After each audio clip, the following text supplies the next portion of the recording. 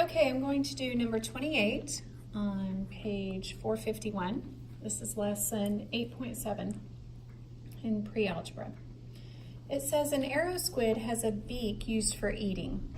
Given the length b in millimeters of an arrow squid's lower beak, you can approximate the squid's mass in grams using the function m of b equals 236b minus 513. A says, the beak of an arrow squid washes ashore on a beach where it is found and measured by a biologist. The lower beak has a length of 5 millimeters. So 5 millimeters. Approximate the mass of the squid. Well, they just told us that we could approximate the mass with this equation. So we're going to place 5 in for B. So m of 5 equals 236 times 5 minus 513. And at this point, we're going to get our handy dandy calculators out because we can do that for this class.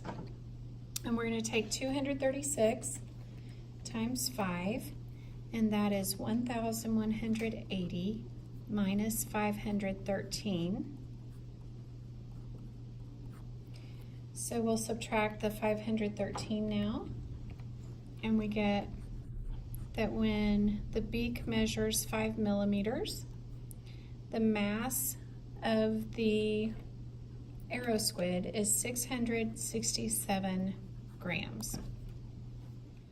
Okay, now let's do B. B says, to the nearest tenth of a millimeter, about how long is the lower beak of an arrow squid with a mass of 1,100 grams? So this time, we replace the m of b with 1,100, and we're looking for the length of the beak. So we put 236b minus 513. Add 513 to both sides, and we get 1,613 equals 236b. Divide both sides by 236 because we're solving for b. And we again pull out our handy dandy calculators.